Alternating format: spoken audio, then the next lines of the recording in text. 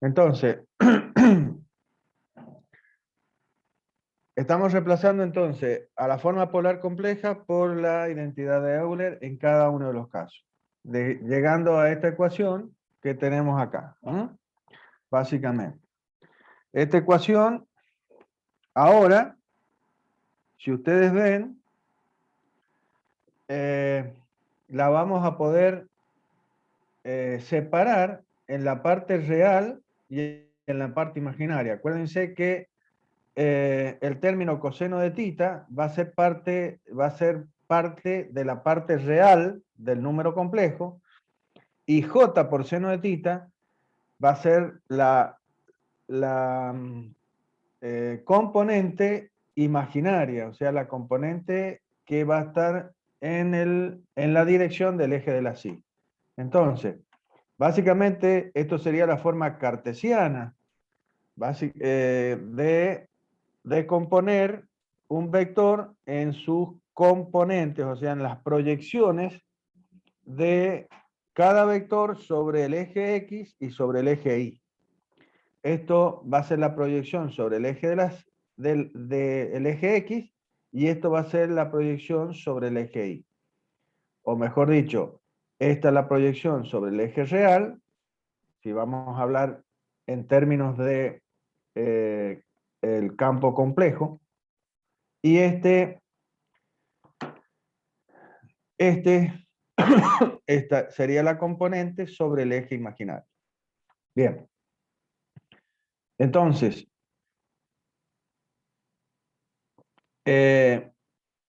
vamos a tener parte real y parte imaginaria, en la que la parte real va a ser, como hemos dicho, todo lo que esté referido con coseno de tita. Entonces será coseno de tita 2 más b coseno de tita 3 menos c coseno de tita 4 menos d coseno de tita 1 igualado a 0. Eso tendría que quedarnos acá. Y por otro lado tendríamos a por el seno de tita 2 más b por el seno de tita 3 menos c por el seno de tita 4 menos d por el seno de tita 1. Y aquí viene lo que fue mi introducción, algo prolongada tal vez, pero sí importante en el sentido de que ustedes le den la importancia, valga la redundancia, de el por qué la elección de la ubicación de los diferentes sistemas coordenados o marcos de referencia. Y está justamente para esto. Entonces, básicamente, como tita 1 vale 0, el coseno de tita 1 será 0. Si el coseno de tita 1 vale 0, el coseno de tita 1 de tita 1 siendo tita 1 0, el coseno de 0 es 1. Y el seno de tita 1, seno de 0, será 0. Entonces, por eso llegamos a estas dos ecuaciones escalares,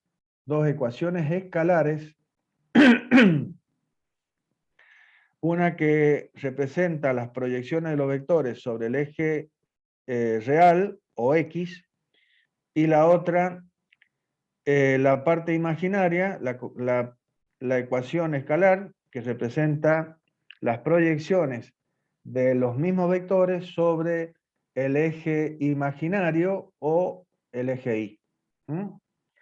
Esto conforma un sistema de dos ecuaciones escalares que tienen como única posibilidad, según el análisis matemático, de soportar dos incógnitas.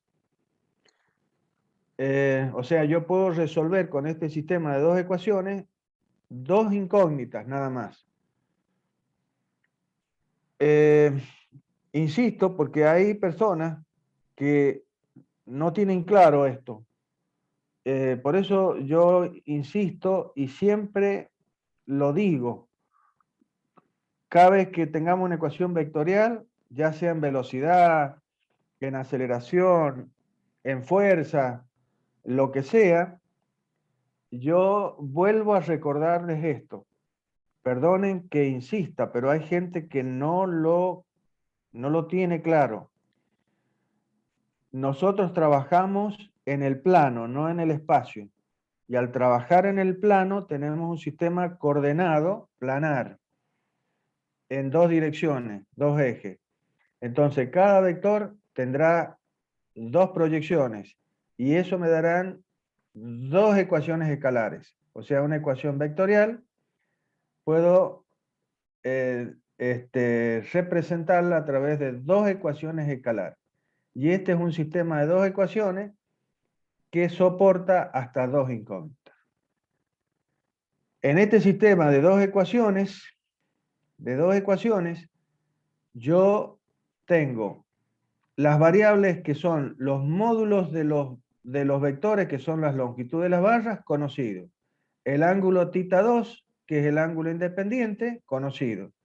¿Qué me está quedando? Y el ángulo θ3 y el del θ4. Perfecto. O sea, puedo resolver esta ecuación. El problema no es problema, sino el tema es que esta es una ecuación que está conformada por funciones trigonométricas. Son ecuaciones trigonométricas que, si bien se pueden resolver, es bastante laborioso, ¿ah? El poder resolver estas ecuaciones. ¿Por qué? Y porque tiene funciones trascendentes, o sea, funciones trigonométricas, coseno, seno. Entonces esto tiene sus complicaciones. Por eso es que, como habíamos dicho antes, si bien va a ser sería más simple la cuestión analítica para la determinación de velocidades y aceleraciones, el tema de llegar a las ecuaciones que me definen la posición y por lo tanto después derivar esas ecuaciones para encontrar velocidades y aceleraciones, el tema de determinar esas ecuaciones de posición, ese es el trabajo, básicamente. Bien, de cualquier manera existen diversas técnicas para poder resolver este sistema de dos ecuaciones. Y una de las técnicas es de la de separar una de las incógnitas de este sistema de ecuaciones. Entonces, despejar, por ejemplo, una de las incógnitas, una de las variables desconocidas, en este caso θ3. Entonces, como vemos acá, hemos puesto b coseno de θ3 igual a menos a coseno de θ2 menos c coseno de θ4 más d. Despejamos b coseno de θ3 de la primera y b seno de θ3 de la segunda.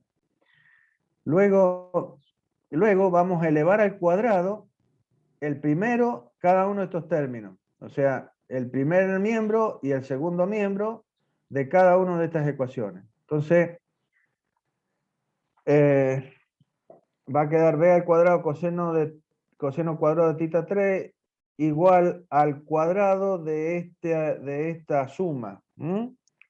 Y lo mismo, b al cuadrado por el seno cuadrado de θ3 igual al cuadrado, ¿sí?, de esta suma. Por lo tanto, si después sumamos estos dos términos, vamos a llegar a esta ecuación que está escrita acá, que es b al cuadrado, factor común de seno cuadrado de θ más coseno cuadrado de θ. ¿Y qué es esto? Esto es una identidad, esto es una ecuación que en trigonometría tiene valor 1. O sea, esa es la idea de haber despejado una de las variables de cada una de las ecuaciones para finalmente eliminarla. Pero nos queda esta cuestión, ¿ya? Nos queda que b al cuadrado va a ser igual a ¿quién? A los cuadrados de, o sea, a los cuadrados de este cuadrado, trinomio cuadrado perfecto y binomio cuadrado perfecto. O sea, tenemos un binomio cuadrado perfecto y un trinomio cuadrado perfecto. Y esto hay que resolverlo. Básicamente, esto lo tenemos que resolver. Y desarrollar a cada uno de estos, a este trinomio y a este binomio cuadrado perfecto. De cualquier manera, nosotros no vamos a hacer eso. No nos interesa eso, a mí no me interesa esta cuestión de desarrollarlo, sino de utilizarlo, básicamente. Pero para que ustedes tengan una idea de cómo llegamos a esta expresión, después de haber desarrollado este binomio y este trinomio, eso lo podemos sacar básicamente de acá. Fíjense, si miramos el trinomio cuadrado perfecto,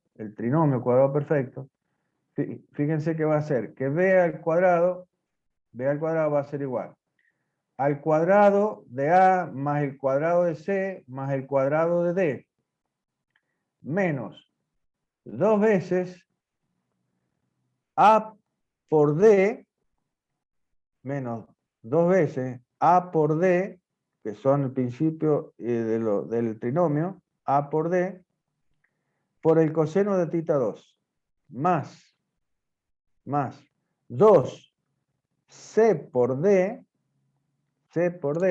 por el coseno de θ 4.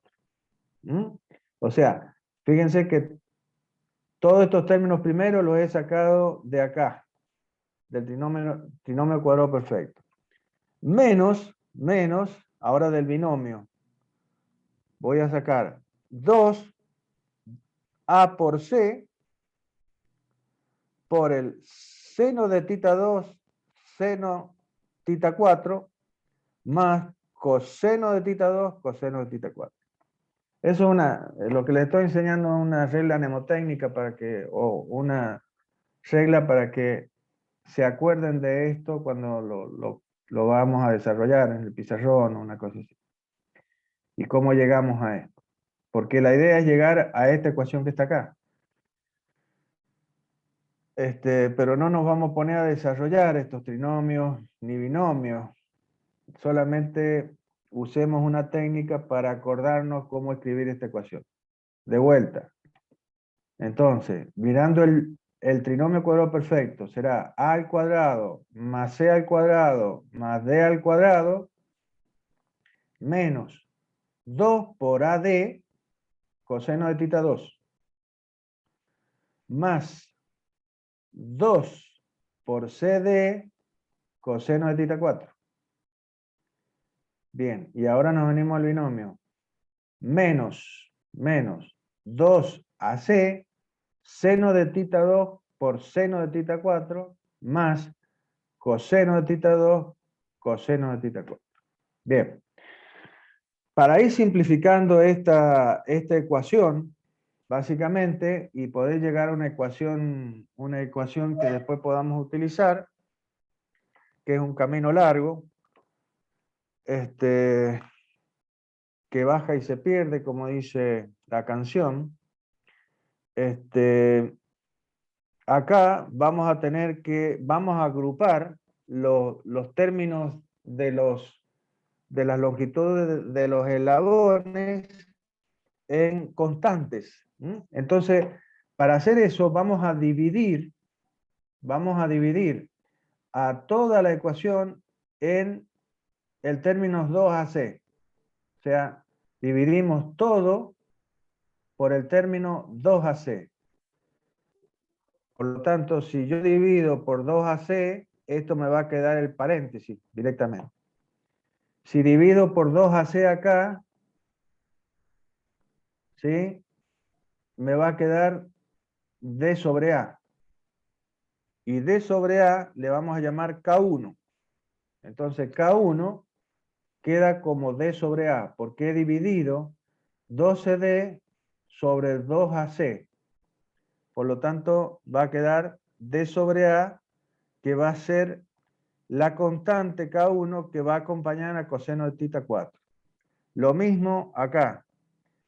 Si yo divido por 2AC, me va a quedar, ¿cuánto? K2 va a quedar D sobre C. Y a esa constante, a este valor, le llamamos K sub 2. Y si dividimos A cuadrado, C cuadrado, más D cuadrado, menos B cuadrado, que lo vamos a ingresar acá, vamos a ingresar a este término, al segundo término, B al cuadrado, y vamos a sacar del segundo término, y lo vamos a pasar al primer término, al paréntesis, que es seno de θ 2, seno de θ 4, coseno de θ 2, coseno de θ 4. Entonces,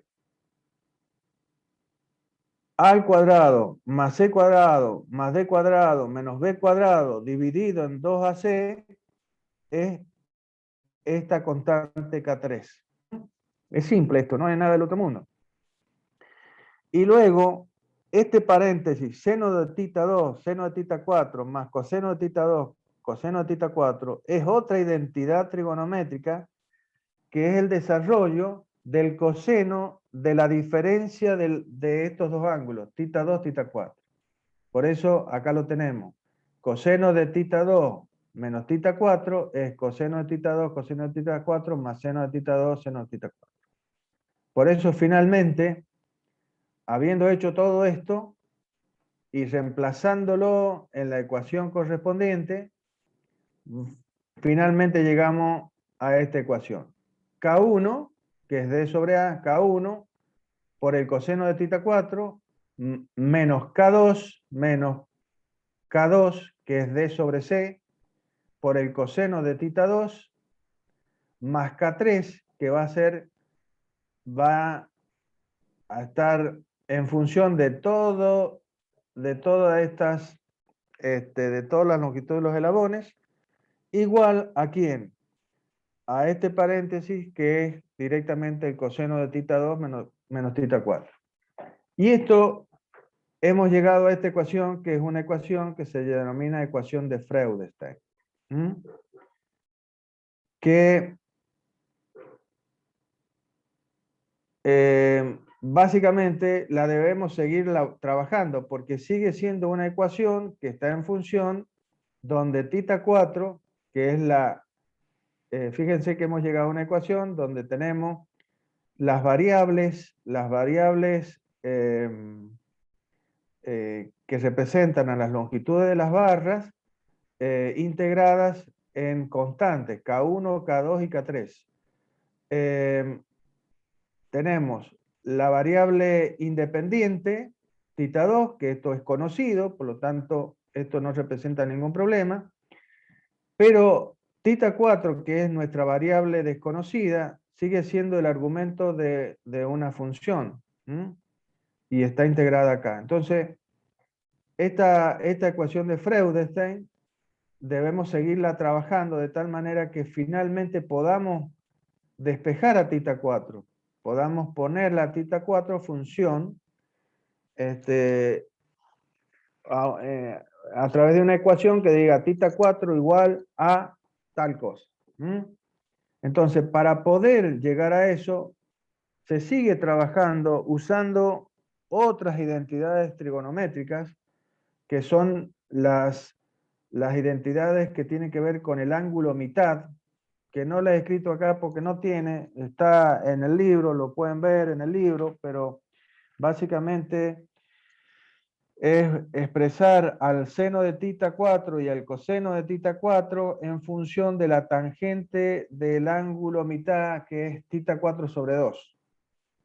Bueno, reemplazando en esta expresión de Freudstein por la identidad, que es la del ángulo mitad, vamos a llegar a qué finalmente, qué es lo que importa en todo este análisis.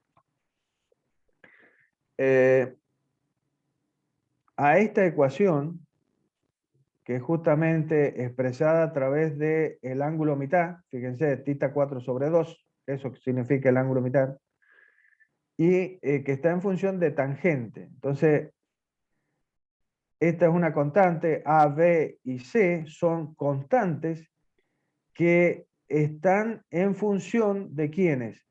De K1, K2, K3 y θ 2, donde K1, K2 y K3 estaban en función de ¿quién? De las longitudes de las barras. Por lo tanto, A, B y C son todas constantes, son valores conocidos. Y esto es una ecuación cuadrática. Entonces va a ser en tangente. A tangente cuadrado de θ 4 sobre 2 más B tangente de θ 4 sobre 2 más C igual a 0. Entonces es una ecuación en función de θ 4. ¿Mm? Y una ecuación cuadrática sabemos que tiene una solución que está expresada, toda ecuación cuadrática tiene una solución que está expresada por esta ecuación. ¿Ah? O sea, la variable sería tangente cuadrado de θ 4 sobre 2 igual a que a menos b más menos la raíz cuadrada de b al cuadrado menos 4ac sobre 2a. Bien, por lo tanto, θ 4 va a ser 2 veces el arco tangente de todo este término. ¿Mm? Fíjense que acá dice θ 4, 1, 2. ¿Por qué 1, 2? ¿Por qué? ¿Qué es lo que está indicando esto? Está indicando el hecho de que yo voy a tener dos valores de θ 4. Dos valores. El valor de θ 4, 1 y de θ 4, 2. ¿De dónde surge eso? De los signos, de los dos signos de el radical. Entonces yo voy a tener dos valores de θ 4 por cada valor de θ 2. Por cada valor de θ 2, que es el ángulo de entrada que define la posición del ángulo del eslabón manivela de entrada con respecto al bastidor. ¿Mm? Bien.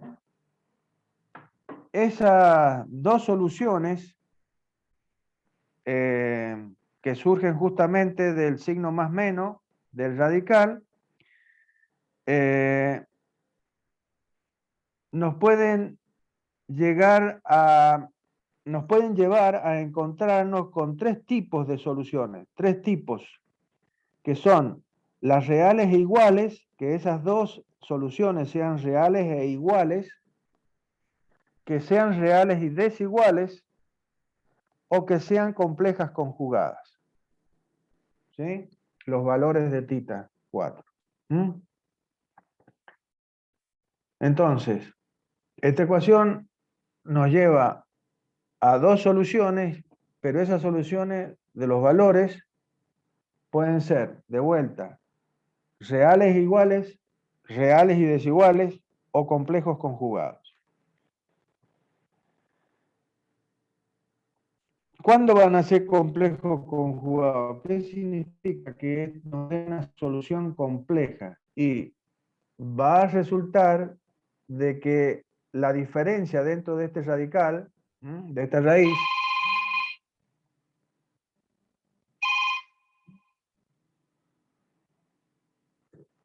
perdón, un segundo, por favor. Sí, hola. Ya, bien.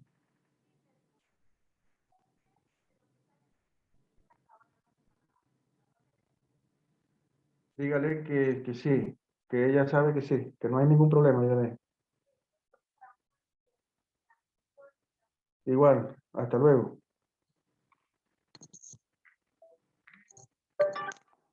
Disculpen, perdón, un segundo.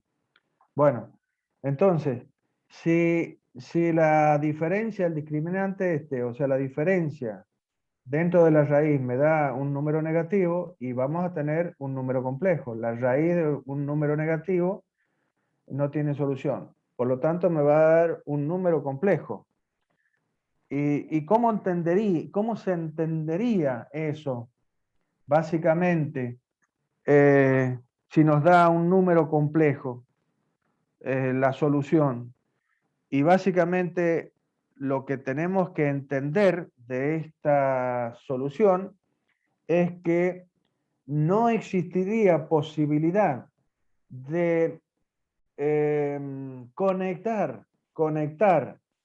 entre sí a esos 4 eslabones para ningún valor de θ2. O sea, las longitudes de las 4 barras nunca me van a poder dar la posibilidad de conectar los eslabones para cualquier θ2. Esa podría ser una posibilidad. O también podría representar la situación de un mecanismo de Nograsov, o sea, un mecanismo de doble balancín, de Nograsov o de Grasov, ¿no es cierto? Hemos visto que el mecanismo de Nograsov en todas sus versiones son un mecanismo de doble balancín. Es decir, no tiene ningún elemento, ningún eslabón que pueda girar 360 grados. Por lo tanto, ese mecanismo va a ir de una posición, como tenemos indicado acá en la parte inferior, en la parte inferior izquierda, que esto ya se los he nombrado, si bien lo hablamos en forma más explayada en síntesis, pero tranquilamente lo podemos decir ya, básicamente, y así tenemos el concepto. Pero si yo tengo un cuadrilátero articulado, que es el que está indicado en una posición cualquiera, tenemos el bastidor, tenemos el eslabón que siempre se llama 1, nada más que esto está, no lo hemos dibujado, lo hemos tomado directamente de un libro. Y ese libro también tiene un error en este sentido, que siempre el eslabón bastidor es el 1, el eslabón de entrada siempre es el 2, el acoplador siempre es el 3 y el balancín de salida siempre es el 4. No le demos piola a eso, pero básicamente nosotros tendríamos un cuadrilátero articulado en una posición cualquiera. Si yo muevo el eslabón de entrada hacia la izquierda, ¿qué va a pasar? Y que va a ir ese eslabón, lo van a acompañar el eslabón acoplador y el balancín, pero ¿hasta dónde? Y va ¿hasta dónde? Hasta que el eslabón acoplador y el balancín se pongan colineales. Se pongan colineales. Cuando esos dos eslabones se ponen colineales, directamente el cuadrilátero se transforma en un triángulo. Y esa es una situación de estructura. Entonces, por más que nosotros hagamos fuerza sobre el eslabón manivela para que siga moviéndose en el sentido antihorario, estos dos eslabones están tensados y evitan esa rotación. Entonces, se dice que el mecanismo ha llegado a su posición de agarrotamiento, que está definida por la condición de colinealidad de dos de sus eslabones. Lo mismo pasaría si nosotros ahora movemos el eslabón balancín, el balancín 3 aquí, que tendría que ser el 4, en sentido horario. ¿Qué va a pasar? Y que va a moverse hacia la derecha o en sentido horario, ¿hasta dónde? Hasta que el eslabón balancín de entrada con el acoplador ahora se pongan colineales y lleguen a la posición de triángulo, o sea, de agarrotamiento para esa situación, que es la de colinealidad de esos dos eslabones. Entonces, estas son las dos posiciones de agarrotamiento de este mecanismo. ¿Cuál es el campo de funcionamiento de este mecanismo? Y entre la posición que tenemos acá, ¿sí? El mecanismo va a moverse, a moverse, a moverse. Este eslabón va, fíjense, este punto que es la junta entre el acoplador y el balancín, sigue una trayectoria circular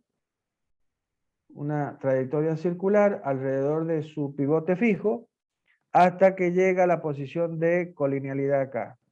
Lo mismo pasaba para acá, cuando este pivote fijo seguía una trayectoria circular con centro en el pivote fijo, ¿sí? Hasta que se llegaba a la posición, a la condición de colinealidad. Entonces, el campo de movimiento de este cuadrilátero articulado de doble balancín está en toda esta zona. Todo lo que está pasando por acá abajo no existe.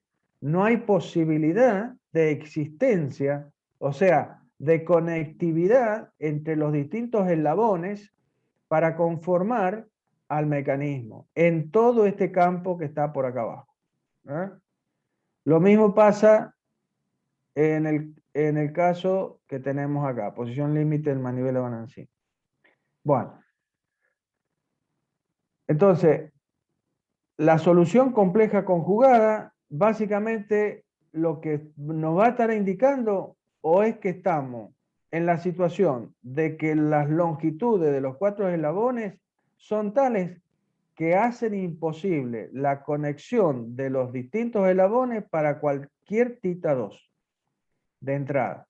O que estamos con un mecanismo dentro del área de no existencia del mecanismo, es decir, que es un mecanismo de Grashof, de doble balancín, o de no Grashof, de doble balancín.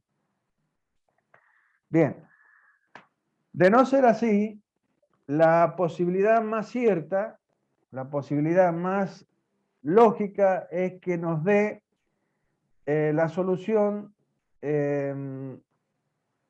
real y desiguales. Si nos da que es lo más lógico, como dije, lo normal es que dé eso. Entonces nos va a dar una solución real y desiguales, lo cual significará que tendremos dos valores para tita 4. Y esto correspondientes a cada valor de entrada tita 2. A estas configuraciones del mecanismo de cuadrilátero articulado se les llama ramas del mecanismo, o también configuración cruzada o abierta del eslabonamiento.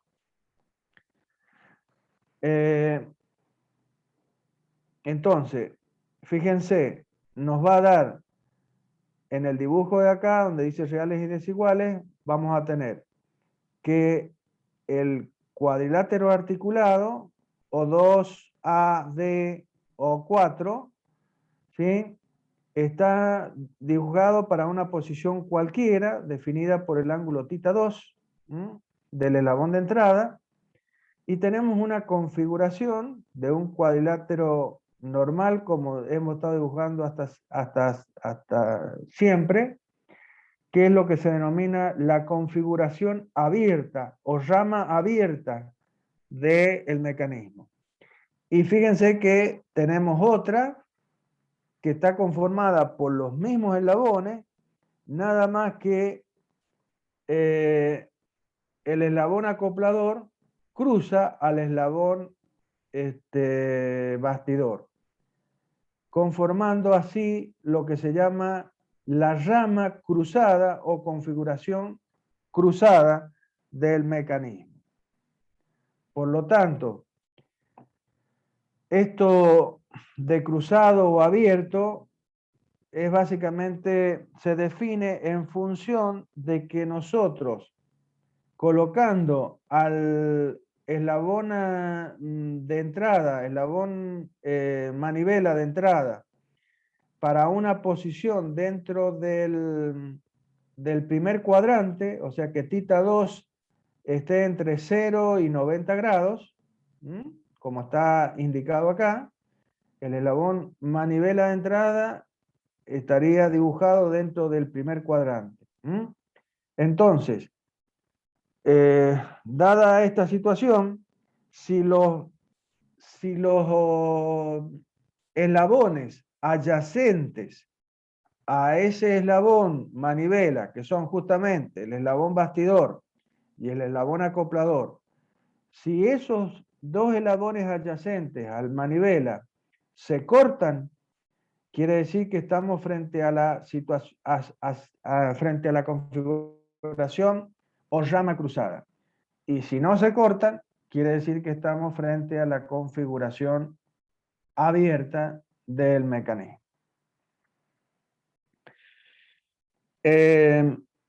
Cualquiera de las dos pueden ser la solución a nuestro problema, porque lo que nosotros estamos encontrando básicamente es encontrar todos los valores de los ángulos de todos los